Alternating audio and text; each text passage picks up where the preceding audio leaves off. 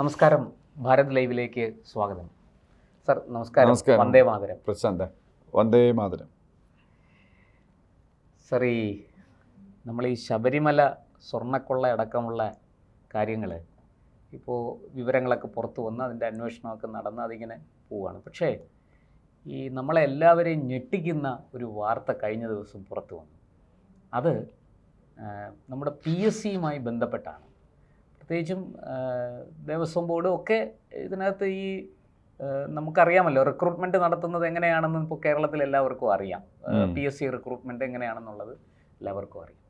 അപ്പം നമ്മൾ ഈ പുറത്തു വന്ന വിവരം ഒരു യോഗ്യതയുമില്ലാത്ത, അതായത് പരീക്ഷയിൽ പാസ്സാകാത്ത 3 പേരെ അനധികൃതമായി വളഞ്ഞ വഴിയിലൂടെ ഒരു സ്ഥാനത്തേക്ക് അവർക്ക്, അതായത് ഒരു തരത്തിലും അർഹതയില്ല ആ സ്ഥാനത്തേക്ക് വരാൻ, അങ്ങനെയുള്ളവരെ അവിടെ എത്തിച്ചു. അങ്ങനെ 3 പേരെ അവിടെ എത്തിച്ചു എന്ന് പറഞ്ഞ് PSC, ഇപ്പോഴത്തെ PSCക്കെതിരെ, PSCയുടെ ഭരണസമിതിക്കെതിരെ ഒക്കെ വലിയ ഒരു ആക്ഷേപമാണ് പുറത്തു വന്നിരിക്കുന്നത്. വലിയൊരു അഴിമതി, അതായത് ഒരു വലിയ അഴിമതി കേരളത്തിൽ നടന്നിരിക്കുന്നു എന്നാണ്. അത് പ്രധാനമായിട്ടും കഴിഞ്ഞ സർക്കാരിൻ്റെ കാലത്ത്, അവസാന കാലത്താണ് അത് നടന്നിരിക്കുന്നത്. അത് ഈ സർക്കാർ വന്നപ്പോഴാണ് അത് പുറത്തു വന്നത്. എന്താണ് സാർ ഇങ്ങനെ ഇത്രയും, നമ്മൾ PSC എന്നൊക്കെ പറയുമ്പോൾ നമുക്കൊരു ഒരു വിശ്വാസ്യതയുള്ളൊരു സ്ഥാപനമായിട്ടാണ് നമ്മൾ കരുതുന്നത്. നമ്മുടെയൊക്കെ ഒരു ഉദ്യോഗാർത്ഥികളുടെ ഒരു ആരാധനാലയം. അതെ അതെ അതെ, ഒരു ആരാധനാലയമാണ്. അങ്ങനെ വളരെ നമ്മൾ പവിത്രമായി കരുതുന്ന ഒരു സ്ഥാപനം ഈ തീക്കട്ടയിൽ ഉറുമ്പരിക്കുക എന്നൊക്കെ പറയുന്നത് പോലെ അവർ തന്നെ ഈ ഇങ്ങനത്തെ ഒരു വലിയ കള്ളത്തരത്തിന്, അഴിമതിക്ക് ഒക്കെ കൂട്ടുനിന്നിരിക്കുന്നു, സ്വജനപക്ഷപാതത്തിന് കൂട്ടുനിന്നിരിക്കുന്നു. ഒരു അർഹതയും ഇല്ലാത്തവരെ ഒരു പ്രത്യേക സ്ഥാനത്തേക്ക് കൊണ്ടുവരാൻ അണിയറയിലിരുന്ന് ചരട് വലിച്ചിരിക്കുന്നു. എന്താണ് സർ ഇങ്ങനെ സംഭവിക്കാൻ കാരണം? പ്രശാന്ത്, ഇത് വളരെ ഒരു മൾട്ടി ഫേസറ്റഡ് എന്നൊക്കെ പറയില്ലേ, ഒരു അഴിമതിയാണ്. വിവിധ തലങ്ങളിലുള്ള അഴിമതിയാണ്. ഇത് ഇന്ന് ഇന്നലെയും തുടങ്ങിയൊന്നുമല്ല. ഇത് ആരോ അവിടെ ഇരുന്നപ്പോൾ അവർക്കൊരു അബദ്ധം പറ്റി. റൈറ്റ് ടു ഇൻഫർമേഷൻ ആക്ട് പ്രകാരം ഒരു ഉദ്യോഗാർത്ഥി ഇത് എഴുതിയ 288 കാൻഡിഡേറ്റ് എഴുതിയിരുന്നു ഈ പരീക്ഷ. അത് ഇതാണ് 3 പോസ്റ്റാണ്.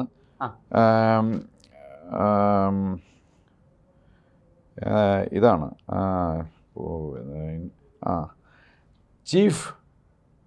ചീഫ് ഓഫ് ഇൻഡസ്ട്രി ആൻഡ് ഞാൻ ഇതുവരെ കേട്ടിട്ടില്ല. ഇത്രയും വർഷം ഞാൻ ജോലി ചെയ്തിട്ട്, 38 വർഷം ഞാനും ജോലി ചെയ്തു. Chief of industry and infrastructure division, planning board. അവിടെ 3 പോസ്റ്റ്. അതിലൊന്ന് ആണ് ഇപ്പം നമ്മളിന്ന് ഡിസ്കസ് ചെയ്യാൻ വേണം. കാര്യം ഞാൻ ബാക്കി 2 പോസ്റ്റിലും ജോയിൻ ചെയ്തില്ല.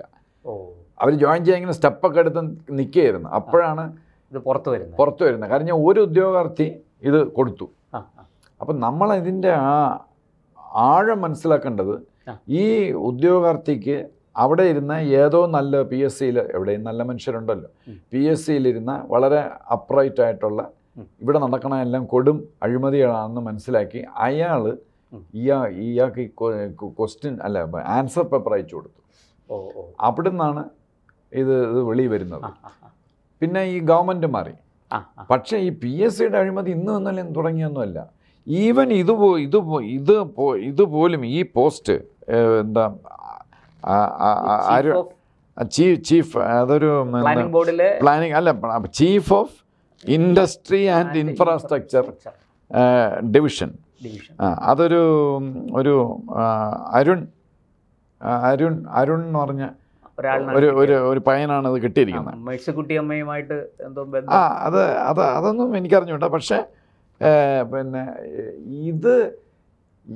പിന്നെ എനിക്ക് ദുഃഖമുണ്ട്. ഈ നമ്മുടെ UDF ഗവൺമെൻറ്, നമ്മുടെ എന്ന് പറഞ്ഞത് നമ്മുടെ ഇപ്പോഴത്തെ ഗവൺമെൻറ്, അത് നമ്മളെല്ലാവരും കേരളത്തിൻ്റെ നമ്മുടെ ഗവൺമെൻറ് സാധാരണ നേരത്തെ ഇരുന്ന ഗവൺമെൻറ്റും അല്ലെങ്കിൽ കാലാകാലങ്ങളിൽ വരുന്ന ഇടത് വലത് ഗവൺമെൻറ്റിൻ്റെ ഒക്കെ വലിയ അഴിമതിയൊക്കെ വന്നു കഴിഞ്ഞാൽ ഇപ്പം ഞാൻ ശരിയാക്കി കളയാമെന്ന് നമ്മുടെ ദേവസ്വം ബോർഡ് പ്രസിഡന്റ് പറഞ്ഞില്ല, ഞാൻ ഇപ്പം ശരിയാക്കി കളയാമെന്ന്. അതേപോലെയുള്ള ഒരു സംവിധാനമാണ് അവർ ചെയ്തിരിക്കുന്നത്.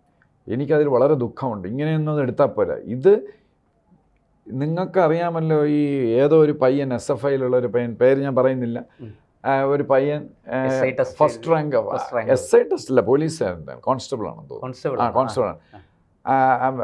അപ്പം അന്നേ ഞാനിത് ശ്രദ്ധിക്കുന്നുണ്ട്. അപ്പൊ എൻ്റെ വഴിയുള്ള അയാൾക്ക് ഡിഗ്രിക്ക് കിട്ടിയ മാർക്കൊക്കെ വെച്ച് നോക്കുകയാണെങ്കിൽ നമ്മൾ അന്തം വിട്ടു പോകും. അതെ, അത് പിന്നെ അത് പറഞ്ഞപ്പോൾ നമ്മൾ യൂണിവേഴ്സിറ്റിക്കെതിരായിട്ടും പറയേണ്ടി വരും. യൂണിവേഴ്സിറ്റിയുടെയും PSCയുടെയും സ്റ്റാൻഡേർഡ്, PSCയുടെ പണ്ടേ പോയി.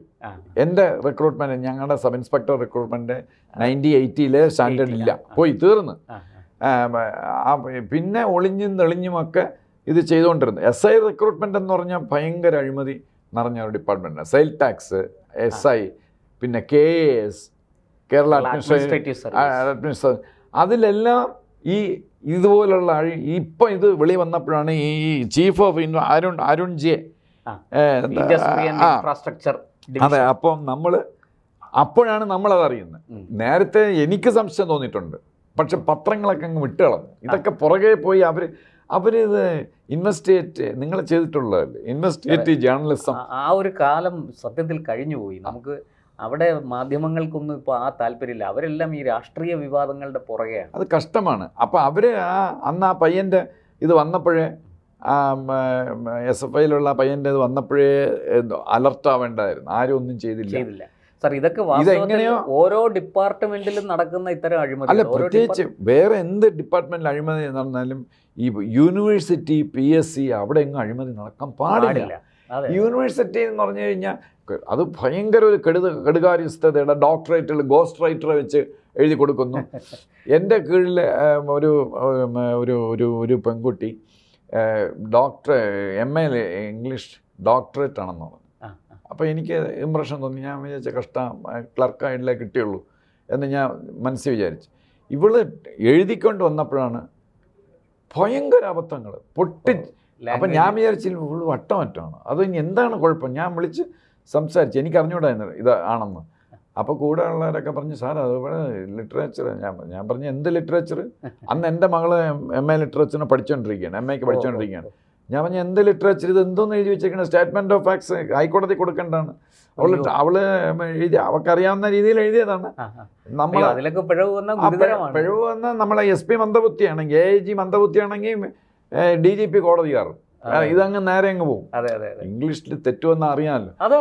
അപ്പൊ ഇത് അപ്പൊ ഈ നമ്മുടെ ക്വാളിഫിക്കേഷൻ ഇപ്പൊ മലയാളത്തിലെ ഭർത്താവ്, ഭാര്യ, ഭക്ഷണം, പിന്നെ ഭയങ്കരം എന്നൊക്കെ ഇങ്ങനെ പറയുമ്പം അതിനെപ്പറ്റി അന്വേഷിച്ച് ചെല്ലുമ്പോൾ ഇത് അങ്ങനെ എന്താ മലയാളം ആരെ പഠിപ്പിച്ച അപ്പാണ് മനസ്സിലാവണത് ഇവരുടെ ടീച്ചറും അങ്ങനെയാണ് പറയണത്. അപ്പം കഴിഞ്ഞ ഒരു 10-20 വർഷമായിട്ട് ചിലയിടത്തൊക്കെ ആ പഴയ സ്റ്റാൻഡേർഡൊക്കെ കീപ്പ് ചെയ്യുന്നുണ്ട്. യൂണിവേഴ്സിറ്റിയിലും യൂണിവേഴ്സിറ്റിയില്ല, കോളേജിലും പിന്നെയുണ്ട്. യൂണിവേഴ്സിറ്റിക്കകത്തൊക്കെ ആരെയും പാസ്സാക്കാം. ഭയങ്കര അഴിമതിയും മാൽപ്രാക്ടീസിന്റെ അങ്ങ് അറ്റം. ഡിഗ്രി പിന്നെ പരീക്ഷ നമ്മളൊക്കെ നിങ്ങളും ഞാനൊക്കെ എന്ത് ടെൻഷനാണ് നമ്മളെ പരീക്ഷയൊക്കെ എഴുതിയിട്ട്. ഒന്നുമില്ല. അപ്പോൾ അത് നമ്മുടെ സബ്ജക്റ്റ് അല്ല. ഇപ്പം നമുക്കത് മാറ്റി വയ്ക്കാം. അപ്പോൾ PSC ഞാൻ സബ് ഇൻസ്പെക്ടറായിട്ട് കയറുന്ന 1980 നിങ്ങൾ ആലോചിക്കണം, അന്ന് 200 വേക്കൻസി ഉണ്ട്. അങ്ങനെ എനിക്ക് വേറൊരു പണിയുണ്ടായിരുന്നു, അത് കളഞ്ഞിട്ട് എന്നെ സൈഡിൽ കൂടെ ഞാൻ നോക്കിയതാണിത്. അപ്പോൾ ഞാൻ ഇവിടെ വന്ന് കിട്ടില്ല എന്നുള്ള ഒരു ഇതിലാണ് പോകുന്നത്. പിന്നെ എന്നാലും അത് കിട്ടിയാൽ കൊള്ളാം എന്നുള്ളത് പല സംഗതികൾ, ജീപ്പിലിരുന്ന് ചവിട്ടാമാരെയും തോക്ക് കിട്ടും, ഉണ്ട കിട്ടും. പിന്നെ ഇങ്ങനെ ഞങ്ങളുടെ കാലത്ത് സബ് ഇൻസ്പെക്ടർ CAയും ഭയങ്കര ഗ്ലാമറസ് ഇതാണ്. അപ്പം ഞാൻ കിട്ടിയാൽ കൊള്ളാം എന്നുള്ള ആഗ്രഹത്തിലാണ് വന്ന് എഴുതിയത്. എഴുതി ടെസ്റ്റ് വന്നപ്പം പിന്നെ എനിക്ക് 50,000 പേരാണ് അന്ന് എഴുതിയത് റഫ്ലി. 138 വേക്കൻസി. ആക്ച്വലി 138 വേക്കൻസിക്കാണ്. 138-ൽ 200 വേക്കൻസി ഉണ്ട്. അപ്പോൾ 138 വേക്കൻസിക്ക് 40 അവിടെ പെൻഡിങ് ആണ്, അത് പുറകെ പറയാം. എന്നിട്ട് ഈ 138-ൻ്റെ ലിസ്റ്റ് ഇട്ടു. അപ്പോൾ ഈ PSCയുടെ ടെസ്റ്റിൽ എനിക്ക് സ്റ്റേറ്റിൽ 30ാമത്തെ റാങ്കാണ്. സ്റ്റേറ്റിൽ ഈ 50,000 പേര് എഴുതിയിൽ. അപ്പോൾ എനിക്കൊരു കോൺഫിഡൻസ് ആയി, അപ്പോൾ എനിക്ക് കിട്ടും. പിന്നെ ഫിസിക്കൽ എഫിഷ്യൻസി ഞാൻ ഡെഫിനറ്റായിട്ടും ജയിക്കും. അന്ന് ഞാൻ അവിടെ പോർട്രസ്റ്റിൽ അത്ലറ്റാണ്, അപ്പം ഞാനതും ചെയ്യും. അത് കഴിഞ്ഞ് ഇൻ്റർവ്യൂ എന്തെന്ന് എനിക്ക് പ്രശ്നമൊന്നുമില്ല. എന്ത് ഇൻ്റർവ്യൂ നമ്മൾ വളരെ കോൺഫിഡൻ്റാണ്. ഇതെല്ലാം കഴിഞ്ഞ് വന്നപ്പം ഈ 30ാമത്തെ റാങ്കുകാരൻ 91 എൻ്റെ റാങ്ക് 91. അപ്പോൾ ഫോർവേഡ് കാസ്റ്റ് അല്ലേ, 91 ഗുണം 2 152 ആടി പുറത്തായി. 138 വേക്കൻസിയല്ലേ ഉള്ളൂ. പിന്നെ എനിക്ക് എങ്ങനെ കിട്ടിയെന്ന് പറഞ്ഞാൽ എനിക്ക് 150ാമതായി കിട്ടി. എൻ്റെ ജൂനിയറായിട്ടുള്ള ചിലർ ഭയങ്കര ഇൻഫ്ലുവൻസ്ഡ് ആയിട്ടുള്ള ഉണ്ടായിരുന്നു. അവർക്ക് കിട്ടണമെങ്കിൽ എന്നെ എടുത്തേ പറ്റും. മുമ്പുള്ള അവരുടെ പൊളിറ്റിക്കൽ ഇതുകൊണ്ടാണ് ഇത് കിട്ടിയത്. അതവിടെ നിൽക്കട്ടെ. അന്ന് നമ്മുടെ ചെയർമാൻ, പേര് പറയുന്നില്ല, ഭയങ്കര കറപ്റ്റായിട്ടുള്ളൊരു മനുഷ്യനായിരുന്നു. അതിഭയങ്കര കറപ്റ്റായിട്ടുള്ള ഒരു പാർട്ടിയുടെ ആയിട്ടാണ് അദ്ദേഹം വന്നത്. അപ്പോൾ പിന്നെ അദ്ദേഹത്തെ പറ്റി ഒരുപാട് നമ്മൾ മനസ്സിലാക്കി, പോലീസിലൊക്കെ ചേർന്ന് ഇങ്ങനെ ഭയങ്കര കറപ്റ്റാണെന്നൊക്കെ. അപ്പോൾ എന്നെ വിസ്മയിപ്പിക്കുന്നത് ഞാൻ ഇപ്പോഴും ഇരുന്ന് ആലോചിക്കും, ഈ 178 പേര് ഇട്ട ഇതിൽ എല്ലാവരും ഓരോ സ്ഥലത്തൊക്കെ പോയി ജോലി ചെയ്യുമല്ലോ, പോലീസ് സ്റ്റേഷനിലും അവിടെയും ഇവിടെയൊക്കെ CA ആവും, DYSP ആവും. അപ്പോഴൊക്കെ ശരിക്കുള്ള മെറ്റിൽ പുറത്തു വരും. ഇയാളുടെ കേപ്പബിലിറ്റീസ് അല്ലെങ്കിൽ ഇൻകേപ്പബിലിറ്റീസ് ഇതെല്ലാം പുറത്തു വരും. SI ആയിരിക്കുമ്പോൾ സാരമില്ല, ഹെഡ് കോൺസ്റ്റബിൾസും പോലീസുകാരൊക്കെ എഴുതി കൊടുക്കും, അതിൽ ഒപ്പിട്ടങ്ങ് പോകും. പക്ഷേ CA DYSP ആകുമ്പോൾ SP ആകുമ്പം അവൻ്റെ ഊപ്പാട് വരും, അതെല്ലാം പുറത്ത് വരും. കേപ്പബിൾ അല്ലെങ്കിൽ പിടി വരും. അപ്പം ഞാൻ ഇന്ന് നോക്കിയപ്പം ഒരു ലീവ് ലെറ്റർ തെറ്റില്ലാതെ എഴുതാൻ അറിഞ്ഞുകൂടാത്ത ഈ 178-ൽ 78 പേര്, ഏകദേശം 78 പേര് മെരിറ്റിലാണ് കയറിയത്. അവർ മിടുക്കരാണ്. 78 100 പേര് ആലോചിക്കുക. സബ് ഇൻസ്പെക്ടർ റിക്രൂട്ട്മെൻറ്റിൽ 100 പേര് ബാക്ക് ഡോർ വേണം. ഈ ലീവ് ലെറ്റർ എഴുതാൻ അറിഞ്ഞൂടാ, ഒന്നുമേ അറിഞ്ഞൂടാ, എങ്ങനെയൊക്കെ കയറി. ഞാൻ ആരെയും ഇത് കുറച്ച് പറയുന്നല്ല. അമ്പലത്തിനകത്ത് കയറി ടാക്സി ഡ്രൈവറായിട്ട് ഒരു ഗുരുവായൂർ അമ്പലത്തിൻ്റെ വെളിയിൽ ജോലി ചെയ്തിരുന്നു. അത് കഴിഞ്ഞിട്ട് 6:30 മണിയാകുമ്പം പതുക്കെ അകത്ത് കയറുക, ജീപ്പോടെ ഇട്ടിട്ട് അകത്ത് കയറുക, എന്നിട്ട് പെണ്ണുങ്ങളെ പിടിക്കുക, ഉപദ്രവിക്കുക. ഇതൊന്നും നമ്മൾ കണ്ടുപിടിച്ചല്ല, അവനവൻ തന്നെ ഈ സബ് ഇൻസ്പെക്ടർ ഡേയ്സ് ട്രെയിനിങ് സമയത്ത് പറയുകയാണ്. അന്ന് നമുക്കിതിനെപ്പറ്റി വലിയ ഒരു അങ്ങനെയൊക്കെ ഉള്ളവനാണ്. അന്ന് ഞാൻ അവൻ്റെ ശരിക്കും ഒരു ക്രിമിനൽ അവൻ്റെ ഒരു 7-8 ബ്രദേഴ്സ് പച്ചക്കറി കച്ചവടമാണ് ഗൾഫിൽ. അപ്പോൾ അവരെല്ലാം കൂടെ തീരുമാനിച്ചു, SI ഭയങ്കര ഗ്ലാമറസ് അല്ലേ, അനിയനെ SI ആക്കണം. 25,000 അന്നത്തെ റേറ്റ്. ഒരു ഇംഗ്ലീഷിൽ എത്ര അക്ഷരം, ഇംഗ്ലീഷ് ഭാഷ പോലീസിനകത്ത് വളരെ പ്രധാനമാണ്, പ്രത്യേകിച്ച് മുകളിലോട്ട് പോകും. ഇംഗ്ലീഷിൽ എത്ര അക്ഷരം ഉണ്ടെന്നറിയാത്ത ഒരുപാട് ആളുകൾ ഇതിനകത്ത്. ഈ 100 പേര് 78 പേര് മെറിറ്റ് എന്ന് പറഞ്ഞാൽ വിവരമുണ്ട്. പിന്നെ ഞങ്ങളുടെ സബ് ഇൻസ്പെക്ടർ ടെസ്റ്റിൻ്റെ essay എന്താണെന്നറിയാം പ്രശാന്ത്. വെദർ ഏത് കാലത്ത് 1980-ൽ whether India should go nuclear or not. ഇപ്പോഴെഴുതൂലല്ലോ ഈ ഇങ്ങനെ കിട്ടിയവർക്ക്. എനിവേ അപ്പം അന്നേരം ഈ റിക്രൂട്ട്മെൻറ്റ് PSCയുടെ ആരും ശ്രദ്ധിക്കുന്നില്ല. അവിടെ ഇത് ഭയങ്കര എല്ലാ ലൂപ്പേഴ്സും. പക്ഷെ പ്രത്യേകിച്ച് ഇപ്പോൾ കഴിഞ്ഞ ഞാൻ രാഷ്ട്രീയമായിട്ട് പറഞ്ഞില്ല, ഒരു 10 വർഷമായിട്ട് അതിഭയങ്കര കെടുകാർ, പക്ഷെ ഭയങ്കര ഇൻ്റലിജൻ്റായിട്ടും ഭയങ്കര പ്രിക്കോഷൻസ് ഒക്കെ എടുത്താണ് ഇവർ ചെയ്യണത്. ഇതും അങ്ങനെ ചെയ്തിട്ടും ഏറ്റില്ല. എങ്ങനെയാണ് ഇതാണ് പറഞ്ഞത്, ദൈവം കള്ളം മോഷ്ടിക്കുമ്പോഴും ഒരു ലൂപ്പോൾ ഇട്ടേക്കും പോലീസിന്. അപ്പോൾ ഇത് വന്നു. അപ്പം ഈ നമ്മുടെ ഗവൺമെൻറ് എന്തിനാണ് ഇത് ആഭ്യന്തര വിജിലൻസിന് കൊടുത്തത്? അതായത് PSCയുടെ വിജിലൻസ്, അവിടെയുള്ള വിജിലൻസ്, അവിടെയുള്ള PSC മെമ്പർക്കും ചെയർമാനും എതിരായിട്ട് ഒരു നടപടിയും സ്വീകരിക്കുക, അല്ലെങ്കിൽ ഒതുക്കും. അതെന്തിനാണ് അങ്ങനെ? ഇത് CBIക്ക് പോകണം. CBIക്ക് പോയാലേ നമുക്ക് വേറെ മാർഗമില്ല. അതാണ് പ്രീമിയർ ഏജൻസി. അല്ലാതെ ഇവിടുത്തെ വിജിലൻസ് നമ്മുടെ SIT പോലെ, ശബരിമല പോലെ ഇതും ഒരിടത്തും എത്തില്ല. ഈ ആഭ്യന്തര ഇത് തന്നെ 10-90 ദിവസം വേണം ഇതിൻ്റെ റിപ്പോർട്ടൊക്കെ വരണമെങ്കിൽ. അപ്പോഴേക്കും ഇവർ അതിനെ ഒതുക്കും. പിന്നെ വിജിലൻസിൽ പോയിട്ടൊന്നും ഒരു കാര്യമില്ല. ഇത് CBIക്ക് പോകണം. എന്നാലേ ഇനിയും വേറെ റിക്രൂട്ട്മെൻറ്റ് ഇതുപോലെ വല്ല. അപ്പോൾ പലർക്കും ജനങ്ങൾക്കൊക്കെ ഒരു ആവേശമാവും. പണ്ട് നടന്ന പലതും കൊടുക്കാൻ, അതും അന്വേഷിക്കണമെന്ന് ആരെങ്കിലും കോടതിയിലൊക്കെ പോകും. പിന്നെ ഞാൻ തുടങ്ങുന്നതിന് മുമ്പേ പറഞ്ഞാണ്, നമ്മൾ കഴിഞ്ഞ എപ്പിസോഡിൽ ഞാൻ പ്രശാന്ത് എന്ന് പറഞ്ഞിരുന്നു, ഒന്നീ ഞാൻ നക്സലൈറ്റ് ആവാൻ ആലോചിച്ചു, പിന്നെ ടെററിസ്റ്റ് ആവാൻ ആലോചിച്ചു. ഈ PSCയുടെ ഇത് വെളി വന്ന ശേഷം 2-3 ദിവസമായിട്ട് ഞാൻ ആലോചിക്കുന്നു, അതൊന്നും വേണ്ട, ഹിമാലയത്തിലേക്ക് അങ്ങ് പോവാം. പിന്നെ വൈഫ് വരുന്നില്ല, അവളെ കൂടെ പറഞ്ഞ് ശരിയാകണം, രണ്ടുപേർക്കും കൂടെ അങ്ങ് ഹിമാലയത്തിലോട്ടപ്പോൾ. അല്ലാതെ ഇവിടെ നിന്നിട്ട് ഒരു കാര്യമില്ല. ഇതെന്തോ ഇത് അതിഭീകരമാണ്. ഇത് വെറുതെ ഒരു PSC സ്കാൻഡലല്ല, ഇത് അതിഭീകരമാണ്. ഞാൻ അതിൻ്റെ ഇതെടുത്തിരിക്കുക. ഒരു സബ് ഇൻസ്പെക്ടർക്ക് ഇതിൻ്റെ ഗ്രാവിറ്റി ഞാൻ സൂചിപ്പിക്കാനാണ് പറയുന്നത്. 80,000 രൂപ കയറുമ്പോൾ ശമ്പളം. ലെക്ചറർക്ക് 85,000. ഓക്കെ. Civil judge magistrate 1,08,000. ചെറിയ വ്യത്യാസങ്ങളേ ഉള്ളൂ. IAS IPS ASP ആയിട്ട് കയറുന്നതും സബ് കളക്ടറായിട്ട് കയറുന്നവർക്കും 1.3 റഫ്ലി 1.3 1,03,000. KAS ഇനി ശ്രദ്ധിക്കണം, കേരള അല്ല KAS വരണതിന് മുമ്പ് ഇതൊക്കെ പിന്നെ ഓക്കെ. KAS അണ്ടർ സെക്രട്ടറി 1,35,000 രൂപ. IASകാരുടെയും IPSകാരുടെയും ഒക്കെ മുകളിലാണ്. കാരണം IAS IPSലും ഒക്കെ ഒരു 75% കറപ്ഷനൊന്നുമില്ല. എഴുതി നേരമണ്ണം വരുന്നത് 25% അവിടെയുണ്ട്. ഇതുപോലുള്ള ഞാൻ നേരത്തെ പറഞ്ഞ സബ് ഇൻസ്പെക്ടറിന് അതേപോലെ അതിനകത്തുണ്ട്. എന്നാലും അത് ബെറ്ററാണ്, കുറച്ചുകൂടെ ഒരു സ്ട്രിക്റ്റ് സിസ്റ്റമാണ്. അവിടെ IASകാർക്ക് പോലും ഇത്രയേ ഉള്ളൂ, 1,08,000. അല്ല സോറി 1,03,000. KASലുള്ള ആൾക്ക് 1,35,000. അതായിരുന്നു ഇന്ത്യയിലെ ടോപ്പ് സാലറി. KASൽ ഇങ്ങനെ മനസ്സിലായല്ലോ. ഈ KAS ആരെ കൊണ്ടുവന്ന് അത് മൊത്തം ഇങ്ങനെയായിരിക്കും ചെയ്തത്. അതിനെന്താ സംശയം? വളരെ കൂടുതലാണ്. അല്ല, ഉണ്ട്. ഞാൻ അന്വേഷിക്കാൻ പോയിട്ടില്ല. അതൊക്കെ പറഞ്ഞാൽ നമ്മുടെ ഇത് തീരില്ല. KAS മൊത്തം അഴിമതി നിറഞ്ഞത് തന്നെയാണ്. അത് CBI പോലുള്ള അന്വേഷിക്കണം. ഒരു അടപടലം CBI വന്ന് അന്വേഷിക്കണം. പിന്നെ ഉള്ളത് RBI. അതാണ് ഇന്ത്യയിലെ ടോപ്പ് എന്ന് പറയുന്നത്. RBI B ഗ്രേഡ് ഓഫീസറാണ്, 1,54,000. പിന്നെ ഉള്ളത് ലഫ്റ്റനൻറ്റ് ഇന്ത്യൻ ആർമിയിലെ, എയർഫോഴ്സ് നേവി എല്ലാം ഉണ്ട്, 1,35,000. മറ്റേ സിയാച്ചിൻ ഗ്ലേസിയേഴ്സിൽ 1,60,000.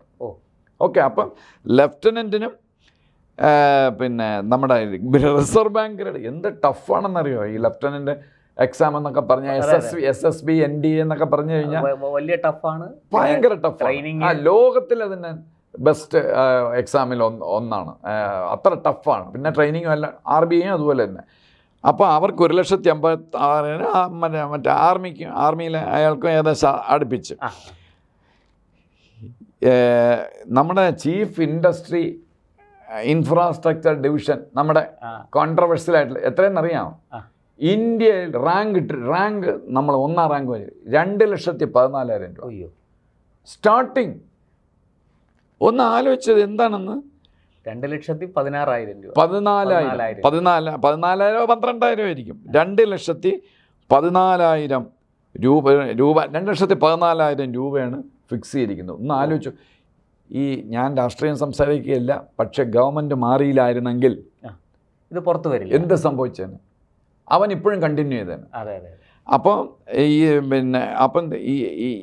ഇങ്ങനത്തെ, അതായത് ഇങ്ങനെ ഏച്ച് കെട്ടുന്ന, ഇപ്പം ലെഫ്റ്റനന്റിന് നമുക്ക് മനസ്സിലാക്കാം ബെറ്റർ ആണ്, കുറച്ചുകൂടെ സ്ട്രിക്റ്റ് ആണ്. പിന്നെ RBI കുറച്ചുകൂടെ സ്ട്രിക്റ്റ് ആണ്. സിവിൽ ജഡ്ജ് അതും കുറച്ചുകൂടെ സ്ട്രിക്റ്റ് ആണ്. SIയുടെ കറപ്റ്റ് റിക്രൂട്ട്മെൻ്റ് ആണ്. എല്ലാം നമുക്ക് പരിശോധിക്കേണ്ടി വരും. CBI ആരെങ്കിലുമൊക്കെ വന്നാൽ എല്ലാ റിക്രൂട്ട്മെൻറ്റും അത് എങ്ങനെ കണ്ടുപിടിക്കും, അതൊക്കെ കണ്ടുപിടിക്കാനൊക്കെ പറ്റും.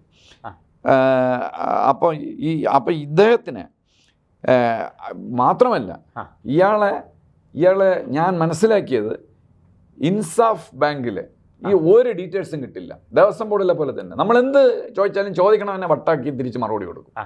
ദേവസ്വം ബോർഡിൽ അങ്ങനെയാണ്. ഒന്ന് ട്രാവൻകൂർ ദേവസ്വം ബോർഡിലൊന്നും കിട്ടില്ല. അതുപോലെ ഇവർക്ക് ഒരബദ്ധം പറ്റിയതാണ് പിടിയത്, ബാക്കി ഒന്നും കിട്ടില്ല. അതായത് ഇയാൾ ഇസാഫ് ബാങ്കിലോ മറ്റോ ജോലി ചെയ്യുന്നതാണ്. 35,000 രൂപയോ മറ്റോ സാലറി ഉണ്ടായിരുന്നു. ഇയാൾക്കൊരു 35-30. ഇയാളുടെ വയസ്സിനെ പറ്റിയൊന്നും നമ്മൾ തപ്പിയാൽ കിട്ടേയില്ല. അപ്പോൾ കള്ളത്തരമാണ്. അതുകൊണ്ടാണ് ഇതെല്ലാം പതുക്കി വെക്കണം. അപ്പോൾ 35-36 വയസ്സിൽ 2,14,000 ഇന്ത്യയിലെ നമ്പർ 1 ഇന്ത്യയിലെ ഏത് സ്റ്റേറ്റിലും ഇത്രയും ഉദ്യോഗം കൊടുക്കുന്ന എൻട്രി ലെവലുള്ള പോസ്റ്റില്ല. ഇത്രയും ശമ്പളം കിട്ടില്ല. IG-യുടെ സാലറിയാണ് ഏകദേശം. അതായത് കേരള പോലീസിലെ ഒരു DIG IG-യുടെ സാലറി വരും. ഏതാണ്ട് ഒരു 10-20 വർഷത്തെ ഇല്ല, 18 വർഷം ആകുമ്പോഴാണ് IG ആവുന്നത്. 14 വർഷം കംപ്ലീറ്റ് ചെയ്യുമ്പോൾ DIG ആവും. ഏകദേശം ആ സാലറിയാണ് ഇവന് എടുത്ത് കൊടുത്തിരിക്കുന്നത്. 2,14,000. അതും ബാക്ക് ഡോർ വഴി 278 കാൻഡിഡേറ്റ് കയറിയിട്ട് എക്സാം എഴുതിയിട്ട് ഇത് എന്താ ചെയ്തതെന്ന് പറഞ്ഞാൽ ഇതിൻ്റെ ഇവാലുവേഷൻ 10 ക്വസ്റ്റ്യൻസിൻ്റെ ഇവാലുവേഷൻ ഇവന്മാർ നേരെ ചെയ്തില്ല. അത് ആരാ ചെയ്യാത്തതെന്ന് പറഞ്ഞാൽ എൻക്വയറി ഷുഡ് ബി അഗൻസ്റ്റ് ഇവിടുത്തെ ഈ വിജിലൻസ് PSC വിജിലൻസ് നയിച്ചിട്ടൊന്നും ഒരു കാര്യമില്ല. പേപ്പർ സെറ്റർ ഇത് ഇവാലുവേറ്റ് ചെയ്യുന്നില്ലേ, പേപ്പർ സെറ്റർ അതാരെന്ന് കിട്ടൂല. മൊസാദിൽ നിന്ന് കിട്ടും, ഇന്ത്യൻ ആർമിയിൽ നിന്ന് കിട്ടില്ല, PSC നിന്ന് കിട്ടില്ല. പേപ്പർ സെറ്റർ ആരാ? ഇത് നമ്മുടെ അവകാശമാണ്, ഇത് നമ്മളറിയണം. പക്ഷെ നമ്മൾ വിവരാവകാശം വഴി ചോദിച്ചാലൊന്നും കിട്ടില്ല. ചോദിച്ചാൽ നിങ്ങൾക്ക് 60 വയസ്സാകുമ്പോൾ ചിലപ്പോൾ തന്നിരിക്കും. പിന്നെ ഇത് കൈകാര്യം ചെയ്യുന്ന PSC ഒഫീഷ്യൽസ്, അസിസ്റ്റൻ്റ് തൊട്ട് അഡീഷണൽ സെക്രട്ടറി, പിന്നെ സെക്രട്ടേറിയറ്റിൻ്റെ ലെവലിലാണ് ശമ്പളം കൊടുക്കുന്നത്. ഇവന്മാർക്കൊക്കെ ശമ്പളം കൊടുക്കണം ഇതിനാണ്. PSC ഒഫീഷ്യൽസ്, പിന്നെ PSC ബോർഡിൽ സാധാരണ ചെയർമാൻ വരാറില്ല. ഒരു ബൈജു എന്ന പറഞ്ഞ ആളാണ്. അയാൾ ഇതിനകത്ത് വന്നു സെലക്ട് ചെയ്യാൻ. എന്നിട്ട് 2 മെമ്പേഴ്സ് ആരെന്ന് ചോദിച്ചു കഴിഞ്ഞാൽ ആർക്കും അറിഞ്ഞൂടെ 2 മെമ്പേഴ്സ് ആരെന്ന്. PSC ബോർഡിന് അഗൻസ്റ്റായിട്ട് CBI എൻക്വയറി വേണം, PSC ഒഫീഷ്യൽസിന് വേണം, പേപ്പർ സെറ്റർ. ഈ 3 പേരെയും ഒരുമിച്ച് അന്വേഷിച്ചാൽ അതിനുള്ള കപ്പാസിറ്റി ഒന്നും വിജിലൻസ് ഇല്ല. എനിക്കറിഞ്ഞുകൂടാത്ത വിജിലൻസ് ഒന്നുമില്ല, PSC വിജിലൻസ്. മനസ്സിലായോ? അപ്പോൾ ഇതാണ് ഇവിടെ നടന്നിരിക്കുന്നത്. ഭീകരമായ അഴിമതി. ഇതുപോലെ എത്ര എണ്ണം. മാത്രമല്ല ഇതിൽ ഇവൻ ജോയിൻ ചെയ്തു, അരുൺ ജോയിൻ ചെയ്തിട്ട് ഇത് ആകെ ചക്ക കുഴയും പോലെ കുഴയുമെന്ന് കണ്ടു കഴിഞ്ഞപ്പം രാജിവെക്കൊരിക്കലും വെക്കില്ല. ഇവൻ്റെ പുറകെ അഡ്വൈസേഴ്സ് ഉണ്ട്, രാജിവെക്കില്ല. ഇവൻ പിന്നെ തിരിച്ചിറങ്ങില്ല. നീ രാജിവെച്ചല്ലേ, പിന്നെ അങ്ങ് തിരിച്ചെടുക്കും. പിന്നെ ക്യാൻസൽ ചെയ്തു PSC ഇയാളുടെ അപ്പോയിൻമെൻറ്റ്. അതായത് ഇത് മെയ് 25-നാണ് അഡ്വൈസ് കൊടുത്തത്. ഇത് ജൂലൈ 23-നാണ് ഈ ഇവാലുവേഷൻ നടക്കുന്നത്. ഈ ടെസ്റ്റൊക്കെ ഇവാലുവേഷൻ ഈ പേപ്പർ നോക്കുന്നത് കഴിഞ്ഞ വർഷം 2023 25-ൽ അഡ്വൈസ്. പിന്നെ മെയ് 25-ന് അഡ്വൈസ് ഇമ്മീഡിയറ്റ് അങ്ങ് ക്രാഷ് ഗേറ്റ് ചെയ്യാണ് ജൂണിൽ. പിറ്റേ മാസം തന്നെ ജോയിൻ ചെയ്തു. ജൂൺ 25 ജോയിൻ ചെയ്തിട്ട് ഇപ്പം ഈ ചക്ക കുഴയും പോലെ ഇത് പ്രശ്നമാണെന്ന് കണ്ടപ്പം ജൂൺ 26-ന് റിവോക്ക് ചെയ്തു ഈ അപ്പോയിൻമെൻറ്റ്. 1 വർഷം ജോലി ചെയ്തു. അപ്പോൾ ഇയാൾ ഇന്ന് എൻ്റെ അറിവിൽ ഇസാഫ് ബാങ്കിൽ ഒരു സാധാരണ 35,000 രൂപ വാങ്ങിച്ചുകൊണ്ടിരുന്ന ആളെ ഒറ്റ അടിക്ക് 2,14,000 രൂപയ്ക്ക് കയറി. അതായത് ബാക്കി മേജിസ്ട്രേറ്റും ലെഫ്റ്റനൻറ്റും ഈ SI മെരിറ്റ് കയറിയുണ്ടല്ലോ, എന്ത് കഷ്ടപ്പെട്ടാണ് കാരണം എന്നറിയാമോ? എത്ര ടെസ്റ്റ് ഉണ്ടെന്നറിയാം. അതുപോലെ തന്നെ IAS IPS ഡയറക്റ്റ് സെലക്ഷൻ മെരിറ്റിൽ കയറിയ അവരൊക്കെ 2,14,000 ഇവനെ ജോയിൻറ്റ് സെക്രട്ടറിക്ക് എക്വലൻ്റ് ആയിട്ടുള്ള റാങ്കിലാണ്. മാത്രമല്ല ഇവൻ കിട്ടി 8 വർഷം കഴിയുമ്പം ഇവൻ IAS കിട്ടും. അപ്പോൾ ഇവൻ ചീഫ് സെക്രട്ടറി ആക്കും. ഇത് ആരുടെയോ ആളാണ്, ഏതോ പാർട്ടിയുടെ ആളാണ്. അവനെ ചീഫ് സെക്രട്ടറി ആക്കുമ്പോൾ നമ്മുടെ ഒരാളുണ്ടല്ലോ, നമ്മുടെ നേരത്തെ ഉണ്ടായിരുന്നൊരു കക്ഷി ശിവശങ്കരൻ, അദ്ദേഹത്തിനേക്കാളും ബ്രില്യൻ്റ് ആയിരിക്കും ഇയാൾ. 12 വർഷം IAS ബാക്ക് ഡേറ്റ് വെച്ച് കൊടുക്കും വിത്ത് റിട്രോസ്പെക്റ്റ് എഫക്റ്റ് കിട്ടുമ്പോൾ. ഞങ്ങൾക്കൊക്കെ 3-4 വർഷം, ഞങ്ങൾ പ്രൊമോട്ടഡ് ഹാൻസൺ ഞങ്ങൾക്ക് 3-4 വർഷം. ഇത് 12+, 12 അല്ല 12+. അതൊക്കെ ഇപ്പോഴേ ബാക്ക് ഡേറ്റ് വെച്ച് കിട്ടും IAS. അപ്പോൾ പുള്ളിയെ ഇനി ചീഫ് സെക്രട്ടറിയുടെ അപ്പുറമുള്ളൊരു പോസ്റ്റൊക്കെ അതും ചിലപ്പോൾ ചെയ്യും. Super chief secretary. അതെ, സൂപ്പർ ചീഫ് സെക്രട്ടറി എന്നൊക്കെ പറയും. അപ്പം ഈ നമ്മുടെ ഗവൺമെൻറ്റിൻ്റെ അടുത്ത് വിനീതമായി നമുക്ക് അപേക്ഷിക്കാനുള്ളത് ഇത് CBI എൻക്വയറിക്ക് വിടുക. ഇത് ഇവിടെ നമ്മുടെ സ്റ്റേറ്റ് ഗവൺമെൻറ് ഒന്നും പറ്റില്ല എന്ന് പറഞ്ഞാൽ ഇവരുടെ ആളുകളാണ് എല്ലായിടത്തും. PSC ഗൂഢാലോചനയാണ്, ഭയങ്കര ഗൂഢാലോചന. നമ്മളെ ഈ ട്രാവൻകൂർ ദേവസ്വം ബോർഡ് അവർ തന്നെ നാണിച്ച് മൂക്കത്ത് വിരൽ വെച്ചുകൊണ്ടിരിക്കുകയാണ്. അതിനേക്കാളും വലിയ അതോ ഇവരാണോ ഇവരെ ഉപദേശിച്ചത്, അത് ഇവരാണോ അവരെ ഉപദേശിച്ചെന്നുള്ളതാണ് PSC. ഇത് എങ്ങനെയോ പുറത്തു വന്നാണ്. ഈ ആളുകൾ ലക്ഷക്കണക്കിന് ആളുകൾ പരീക്ഷ എഴുതിയിട്ട് മുകളിലോട്ട് നോക്കിക്കൊണ്ടിരിക്കുകയാണ്. അമ്പലത്തിലും പള്ളിയിലൊക്കെ പോയി നേർച്ചയൊക്കെ കിട്ടുമെന്ന്, എവിടെ കിട്ടാൻ? ഇതേപോലെയുള്ള ആണ് PSC. എന്തായാലും പൊളിറ്റീഷ്യൻസിന് അതിനകത്ത് കയറ്റാൻ പാടില്ല. ഒരു ബോർഡ് എന്ന് പറയുന്നത് സ്ട്രിക്റ്റായിട്ട് ബോർഡ് തന്നെ ഉണ്ടാക്കണം. ഈ പൊളിറ്റീഷ്യൻസ് കയറുമ്പോഴാണ് ഈ പ്രശ്നങ്ങളൊക്കെ ഉണ്ടായത്. അതുകൊണ്ട് UPSC മോഡലിലോ, അവിടെ ഇത്രയും പൊളിറ്റീഷ്യൻസ് ഇല്ല, UPSC മോഡലിലോ മറ്റോ ഇത് റീകോൺസ്റ്റിറ്റ്യൂട്ട് ചെയ്യണം. ഇത് നിങ്ങളുണ്ടാക്കിയല്ല, ഞങ്ങൾ കുറച്ചുണ്ടാക്കട്ടെ എന്ന് പറഞ്ഞാൽ അടുത്ത PSC അത് ശരിയാവില്ല. പിന്നെ ഒന്നുകൂടെ ഞാൻ പറഞ്ഞിട്ട്, ഒരു PSC അത് പറഞ്ഞില്ലെങ്കിൽ അത് കഷ്ടമാണ്. ഞാൻ പ്രിൻസിപ്പലായിരുന്ന സമയത്ത് ഒരു PSC മെമ്പറെ നമ്മുടെ പോലീസ് ട്രെയിനിങ് കോളേജിൽ എൻ്റെ ഒരു ഫ്രണ്ട് വിളിച്ചു പറഞ്ഞ് അവർക്ക് നാളെ സബ് ഇൻസ്പെക്ടറുടെ, ഇവർ PSC മെമ്പറാണ്, കയറി 2ാമത്തെ ദിവസം 3ാമത്തെ ദിവസം സബ് ഇൻസ്പെക്ടറുടെ ഇതാണ് ടെസ്റ്റ് അല്ല, ഇത് ഇൻ്റർവ്യൂ ഒന്നും അറിഞ്ഞുകൂടാ, നിങ്ങളൊന്ന് പറഞ്ഞു കൊടുക്കണമെന്ന് പറഞ്ഞു. ഞാൻ ഇത്രയും പ്രതീക്ഷിച്ചില്ല. വന്നു, പിന്നെ ഞാൻ സംസാരിച്ചു കഴിഞ്ഞപ്പോൾ എനിക്ക് മനസ്സിലായി ഇവരെങ്ങനെ 10ാം ക്ലാസ് പാസ്സായെന്നുള്ളത് എനിക്ക് സംശയമായി. അപ്പം ഞാൻ പറഞ്ഞ് ഇങ്ങനെ പറഞ്ഞു വന്നപ്പോൾ ഞാൻ പറഞ്ഞു ഡാക്ക ബംഗ്ലാദേശ് അല്ല ഡാക്ക എന്ന് പറഞ്ഞപ്പോൾ ഇവർ ഉടനെ കയറി പറഞ്ഞു അത് മനസ്സിലായി, അത് നമ്മുടെ ആന്ധ്ര ഡക്കാൻ മനസ്സിലായി, അവരെവിടെയാണ് കേട്ടിട്ടുണ്ട്, ഡക്കാൻ പീഠഭൂമി മറ്റേ അതാണ് അവരുദ്ദേശിച്ചത്, ഡക്കാൻ എംപയർ. ഞാൻ പറഞ്ഞു ബംഗ്ലാദേശിൻ്റെ അത് ഞാൻ കേട്ടിട്ടില്ല സാറേ എന്ന് ഈ PSC മെമ്പറിൻ്റെ അടുത്ത് പറഞ്ഞു. അപ്പം ഞാൻ വിചാരിച്ചു ദൈവമേ ഇത് പോക്കാണ്. പൈസ വാങ്ങിക്കാനാണ് കയറുന്നത്, പൈസ വാങ്ങിച്ചിട്ട് SIമാരെ എടുത്തന്നിരിക്കും, വേണ്ടപ്പെട്ട SIമാരെ.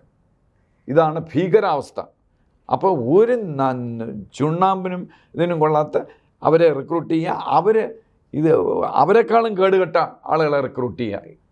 ഇതേപോലെ അപ്പോൾ മൊത്തം സിസ്റ്റം നശിപ്പിച്ചിട്ടിരിക്കുകയാണ്. ഇതൊരു അസുലഭ അവസരമാണ് ഈ ഗവൺമെൻറ്റിന് ദയവേത് നന്നാക്കുക. കഷ്ടമാണ്.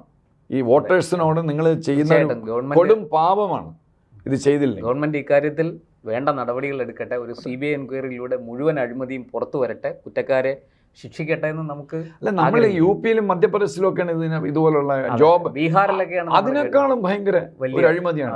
2,14,000 രൂപ ശമ്പളം, പിന്നെ എന്തല്ല. അതെ, പിന്നെ ഈ പറഞ്ഞ പോലെ 12 വർഷം കഴിയുമ്പോൾ IAS അല്ലല്ല 8 വർഷം കഴിയുമ്പോൾ ബാക്ക് ഡേറ്റ് വെച്ച് 12 വർഷം.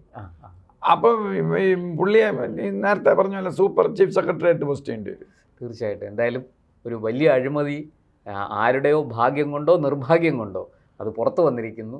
ഇനി വേണ്ടത് അന്വേഷണമാണ്. യഥാതഥമായ അന്വേഷണം നടത്താൻ സർക്കാർ മുൻകൈ എടുക്കണം.